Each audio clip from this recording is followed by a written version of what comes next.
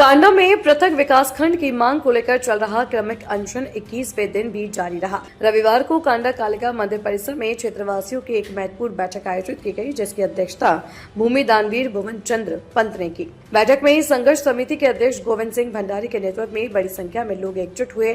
बैठक में वक्ताओं ने कहा कि वर्ष 1956 से चली आ रही पृथक विकासखंड की मांग आज भी अधूरी है, जिसे हर हाल में पूरा किया जाना आवश्यक है। उन्होंने आरोप लगाया कि पूर्व में कांडा में संचालित विकासखंड को साजिश के तहत बागेश्वर मुख्यालय स्थानांतरित कर दिया गया है, जिससे आज तक क्षेत्र के लोगों को भारी परेशानियों का सामना करना पड़ रहा है। दूरस्थ गांव से मुख्यालय तक पहुंचने में समय और धन दोनों की बर्बादी हो रही है। आंदोलन को रविवार को मंदिर पुजारियों का भी समर्थन मिला। कांडा कालिका मंदिर के पुजारी बबलू कांडपाल और घटबड़िया गोलू मंदिर के पुजारी भास्कर जोशी महातपस्या में शामिल हुए। वहीं उत्तराखंड क्रांति दल के केंद्रीय कोषाध्यक्ष वरुण चंदोला, जिला महामंत्री मनोज चौहान और अन्य पदाधिकारी भी आंदोलन स्थल पर पहुंचे और समर्थन किया। संघर्ष समिति की बैठक में यह निर्णय लिया गया कि जब तक मुख्यमंत्री की ओर से लिखित आश्वासन नहीं मिलता, तब तक आंदोलन जारी रहेगा। साथ ही कांडा कमस्यार क्षेत्र की युवा पीढ़ी ने आंदोलन में सक्रिय भागीदारी का आह्वान किया गया। चेतावनी दी गई कि जो लोग इस संघर्ष से दूरी बनाएंगे, उन्हें पंचायत सहित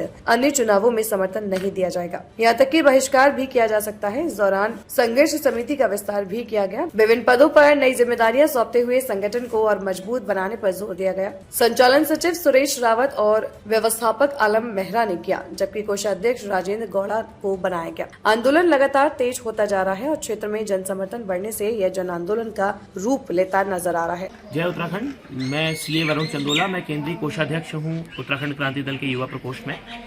मैं 21 दिन से जो ये महातपस्या चल रही है माँ काली के मंदिर के दरबार पे, उनकी कृपा से जो महातपस्या चल रही है उसका समर्थन करने पहले भी आया था और आज भी आया हूँ। मैं स्वयं 14 तारीख को इस महातपस्या में बैठूंगा, क्योंकि 1956 से जो हमारे इस ब्लॉक की मांग को उठाने के बाद हमें ब्लॉक कुछ समय के लिए मिला भी, उसके बाद षड्यंत्रवश वो मुख्यालय में शिफ्ट हुआ और उसके बाद से हमारे आदमी को छोटे छोटे विकास कार्य के लिए भी दूर जाना पड़ता है। 60-70 किलोमीटर चल के आना पड़ता है। जिस क्षेत्र से मैं भी हूँ, उधर से भी हम लोगों को काफ़ी दूर जाना पड़ता है विकास कार्य कराने के लिए। सड़कों की स्थिति ऐसी है तो आदमी के जेब का पैसा अपना जब तक मुख्यालय में पहुँचने में लगता है, तब तक उसके लिए विकास छूट जाता है और यही पलायन का मुख्य कारण है। और हम यहाँ ब्लॉक बनाने के लिए पूरी कमसार घाटी एक है। राजनीतिक मत से ऊपर उठ के इस क्षेत्र के हित के लिए हम सब साथ हैं और हम यहाँ राज्य सरकार से और केंद्र सरकार से इस मांग को पूरा करा के रहेंगे। धन्यवाद। देखिए, आपने बिल्कुल सही कहा। महातपस्या का आज 21वां दिन है और हम 23 मार्च को शहीद आजम भगत सिंह जी के शहादत दिवस के उपलक्ष्य में हम इस अनशन पर बैठे थे। इस महातपस्या में निरंतर लोगों की बड़ी भागीदारी रही है। प्रत्येक दिन 3-3, 4-4, 5-5 लोग इसमें बैठे और महिलाओं ने भी बड़ी संख्या में आकर इस आंदोलन में भागीदारी की। अभी तक आप बिल्कुल सही कह रहे हैं कि सरकार बिल्कुल संवेदनशील कम लगती है, क्योंकि आज तक केवल एक उप जिलाधिकारी महोदय और तहसीलदार महोदय यहाँ पर आ पाए हैं।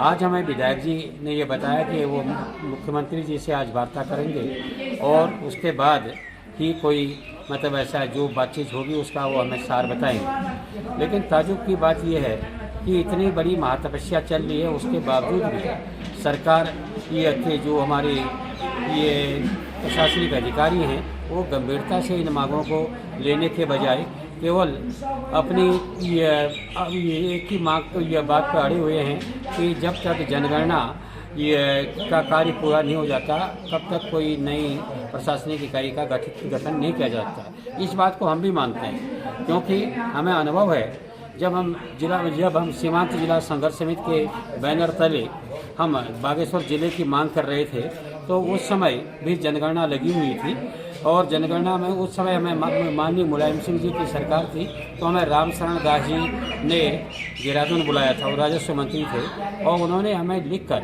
यह पत्र दिया अपने इसमें जो लेटर हेड में कि जैसे ही जनगणना का कार्य समाप्त हो जाएगा वैसे तुरंत यह बागेश्वर जिले की मांग को पूर्ण किया जाएगा। तो हम इनने माननीय मुख्यमंत्री जी से यही मांग की है। ठीक है, जनगणना चली है, ये विधिक कठिनाई है कि वैधानिक यह परिस्थिति में इस समय नई प्रशासनिक इकाइयों का गठन नहीं हो सकता, लेकिन कम से कम आप ये हमें आश्वस्त करें कि जैसे ही हम ये जनगणना का कार्य पूरा होगा तो बागेश्वर ब्लॉक का सृजन किया जाएगा।